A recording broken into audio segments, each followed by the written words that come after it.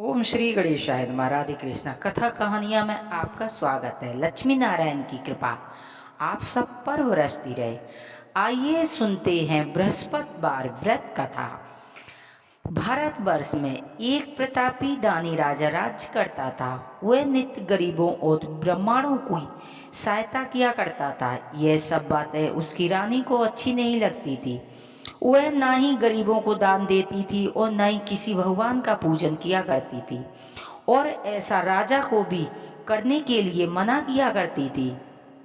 एक दिन राजा शिकार खेलने वन को गए हुए थे, तो रानी महल में अकेली थी। उसी समय बृहस्पति देव साधु के भेष में राजा के महल में भिक्षा के लिए गए और भिक्षा मांगी। रानी ने भिक्षा देने से इनकार कर दिया और कहा, हे साधु महाराज, मैं तो इस दान पुण्य से तंग आ गई हूँ। मेरे से घर का कार्य ही समाप्त नहीं होता है। इस कार्य के लिए तो हमारे पति देव ही बहुत हैं। अब आप ऐसी कृपा करें जिससे सारा धन नष्ट हो जाए और मैं आराम से रह सकूं। साधु ने बोला, हे देवी, तुम तो बड़ी विचित्र हो। धन संतान से कभी कोई भी दुखी नहीं होता है।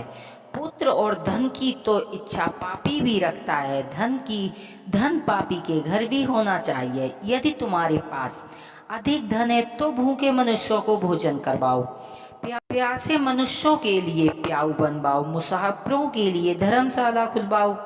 जो भी निर्धन कुंवारी कन्या है का विवाह नहीं हो सकता है, उनका विवाह करवाओ। ऐसे कई काम करो जिससे करने से तुम्हारा यश फैलेगी और स्वर्ग में प्राप्ति होगी। परंतु इस सब बातों से रानी खुश नहीं हुई। वह बोली, हे साधु महाराज, मुझे ऐसे धन की आवश्यकता नहीं है जिसको रखने उठाने में मेरा सारा समय बर्बाद हो जाए। साधु ने कहा, हे देवी, यदि तुम्हारी ऐसी इच्छा है तो वैसा ही करना।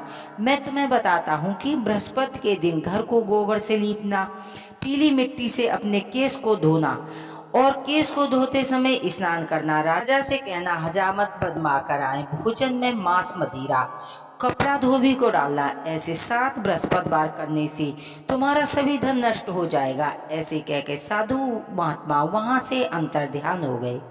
साधु के कहने के अनुसार रानी ने वैसा ही किया कि 3 बृहस्पतिवार ही बीते, उनका सभी धन नष्ट हो गया। भोजन के लिए राजा का परिवार तरसने लगा। तब एक दिन राजा ने रानी से बोला, हे रानी, तुम यहाँ पर रहो, मैं दूसरे देश को जाता हूँ, क्योंकि यहाँ पर मुझे सभी मनुष्य जानते हैं, इसीलिए मैं कोई कार्य नहीं कर सकता हूँ। देश चोरी परदेश भीख बराबर होती है। ऐसा कहकर राजा परदेश चला गया। वहां जाकर जंगल से लकड़ी काट कर लाता था और शहर में बेचकर अपना दुखी जीवन बड़ी कठिनाई से व्यतीत करने लगा। इधर राजा के परदेश जाते ही रानी और दासी दुखी रहने लगी। एक बार जब रानी ने और दासी को 7 दिन बिना भोजन के हो गए, तो रानी ने कहा, हे दासी, यहाँ पास ही नगर में मेरी छोटी बहन रहती है। वह बड़ी धनवान है। तू उसके पास जा कुछ मांग ला, जिससे कुछ समय के लिए गुजर हो जाएगी। दासी रानी की बहन के पास गई, लेकिन उस दिन गुरुवार था और रानी की बहन ने उस बृहस्पतिवार का व्रत रखा था। उस समय वो बृहस्पतिवार की कथा सुन रही थी। दासी ने रानी की बहन से अपनी रानी का संदेश सुनाया, लेकिन रानी की बड़ी बहन ने कोई उत्तर नहीं दिया। जब दासी को किसी प्रकार का उत्तर नहीं मिला तो वह बड़ी दुखी हुई और क्रोध भी आया। दासी को वापस आकर रानी ने सारी बात सुना दी, तो रानी ने अपने भाग्य को कोसा। उधर रानी की बहन ने सोचा कि मेरी बहन की दासी आई थी, परंतु उससे कोई नहीं बोला, इससे वो बड़ी दुखी हुई होगी। कथा सुन और पूजन समाप्त करके वह अपनी बहन के घर आई और कहने लगी, बहन, मैं बृहस्पतिवार की कथा कर रही थी, तुम्हारी दासी गई। जब तक कथा होती है तब तक ना ही उठते हैं ना ही बोलते हैं। मैं इसीलिए नहीं बोली। कहो, तुम्हारी दासी क्यों गई थी? रानी बोली, बहन, तुमसे क्या छिपाऊं, हमारे घर में खाने के लिए अनाज नहीं था। ऐसा कहते कहते रानी की आंखें भर आईं। उसने दासी समेत 7 दिनों से भूखे रहने की बात अपनी बहन को विस्तार पूर्वक सुनाई। रानी की बहन बोली, देखो बहन, भगवान बृहस्पति देव सबकी मनोकामनाएं पूरी करते हैं। शायद तुम्हारे घर में भी अनाज रखा हो। पहले तो रानी को विश्वास नहीं हुआ, पर बहन के आग्रह करने पर उसने अपनी दासी को अंदर अंदर भेजा तो उसे सच में एक अनाज से भरा एक घड़ा मिल गया। यह देखकर दासी को बड़ी हैरानी हुई। दासी ने रानी से कहने लगी, हे रानी, जब हमको भोजन नहीं मिलता तो हम रोज व्रत करते हैं। अगर इनसे व्रत की विधि पूछ ली जाए तो हम ताकि हम भी व्रत किया करेंगे। तब रानी ने अपनी बहन से बृहस्पतिवार के बारे में पूछा। उसकी बहन ने बताया, बृहस्पतिवार के दिन चने की दाल मुनक्का से विष्णु भगवान के केले की जड़ में पूजन करें तथा दीपक जलाएं, व्रत कथा सुने, पीला भोजन करें, इससे बृहस्पति देव प्रसन्न होते हैं। व्रत पूजन विधि बताकर रानी की बहन अपने घर लौट गई। 7 दिन के बाद जब गुरुवार आया तो रानी और दासी ने व्रत रखा। घुड़साल में जाकर चना के गुड़ बीन लाई, फिर उनने केले की जड़ का विष्णु भगवान का पूजन किया। अब पीला भोजन कहाँ से आए? बेचारी बड़ी दुखी थी, क्योंकि उन्होंने व्रत रखा था। इसीलिए बृहस्पति देव प्रसन्न थे। इसीलिए बेसाधारण व्यक्ति का रूप धारण कर दो थालों में सुंदर पीला भोजन लेकर दासी को दे गए। भोजन पाकर दासी बड़ी प्रसन्न हुई और रानी को कहने लगी, हे रानी, चलो भोजन कर लो। इसके बाद रानी इस विषय में रानी को कुछ पता नहीं था। रानी बोली, तू ही भोजन कर ले, क्योंकि तू हमारी व्यर्थ में हंसी उड़ाती है। दासी कहने लगी, ये महात्मा भोजन दे गया है, इसलिए हम दोनों साथ साथ भोजन करेंगे। रानी और दासी ने दोनों ने भोजन ग्रहण किया। इसके बाद सभी गुरुवार को व्रत पूजन करने लगे। बृहस्पति भगवान की कृपा से उनके पास धन हो गया, परंतु रानी फिर आलस करने लगी। तब दासी बोली, देखो रानी, तुम पहले भी इसी प्रकार आलस किया करती थी। तुम्हें धन रखने से कष्ट होता था, जिस कारण हमारा सभी धन नष्ट हो गया। जब भगवान बृहस्पति देव की कृपा से धन मिला तो फिर तुम्हें आलस होने लगा है।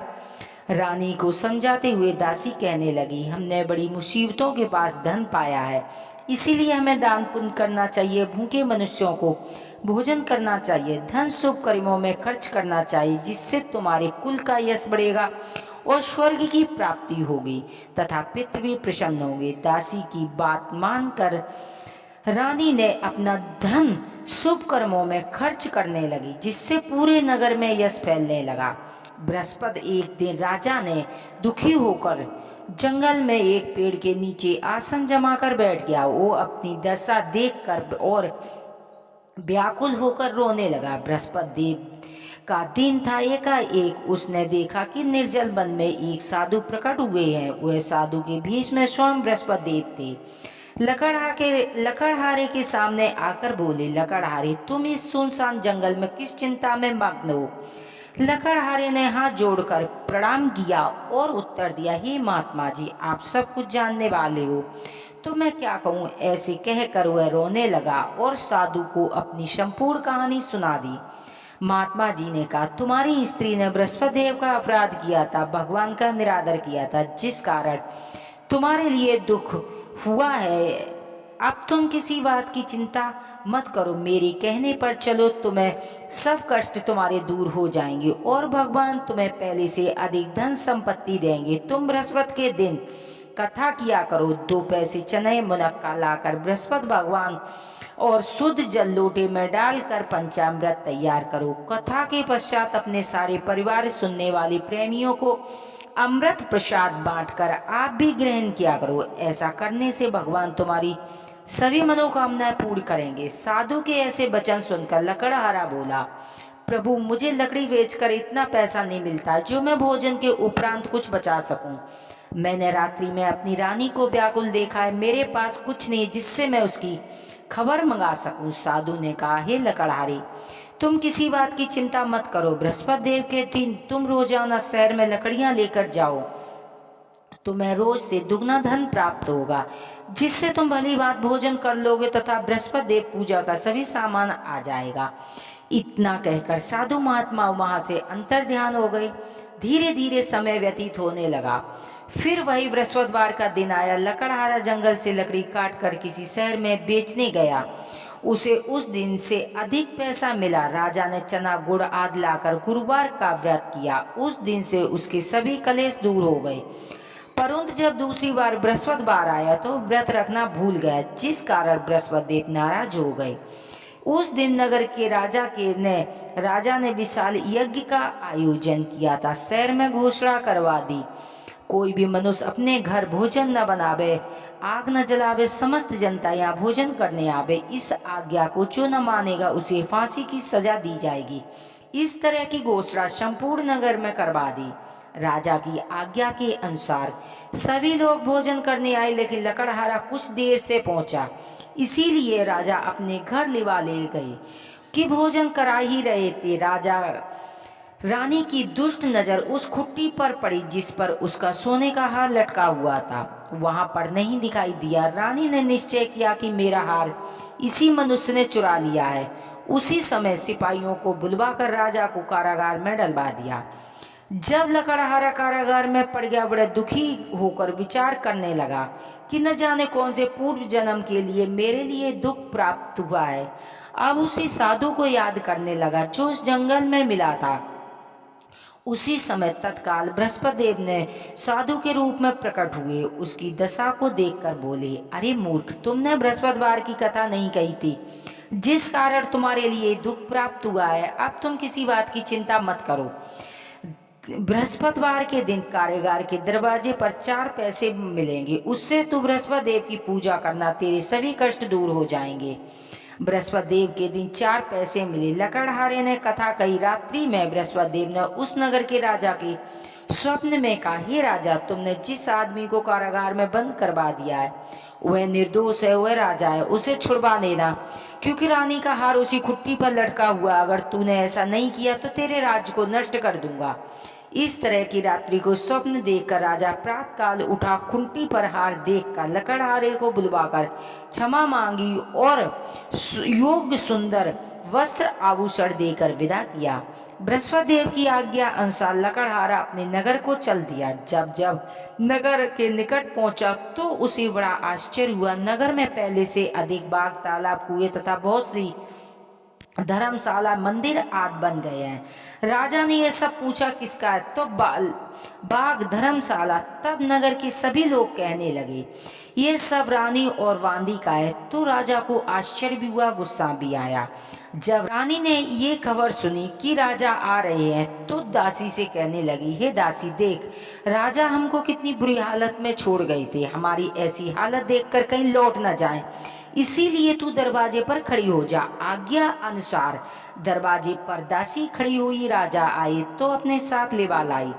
तब राजा ने क्रोध करके पूछा, ये धन तुम्हें कैसे प्राप्त हुआ है? उन्होंने कहा, हमें ये सब बृहस्पति देव से के व्रत के प्रभाव से प्राप्त हुआ है। राजा ने निश्चय किया कि 7 रोज बाद बृहस्पति देव की सभी पूजा करते हैं, परंतु हम प्रतिदिन 3 बार कहानी कहा करूंगा और रोज व्रत किया करूंगा। अब राजा के दुपट्टे में हर समय चने की दाल बंधी रहती थी तथा दिन में 3 बार कहानी कहता था। एक रोज राजा ने विचार किया कि चलो अपनी बहन के यहाँ घूम आवे। इस तरह निश्चय कर राजा घोड़े पर सवार होकर अपनी बहन के यहाँ चलने लगा। मार्ग में उसने देखा कि कुछ आदमी मुर्दे को लिए जा रहे हैं। उन्हें रोककर राजा कहने लगा, अरे भाई, मेरी बृहस्पतिवार की कथा सुन लो। वे बोले, लो, हमारा तो आदमी मर गया, इसे अपनी कथा की पड़ी है। लेकिन कुछ बोले, कहो, हम तुम्हारी कथा सुनेंगे।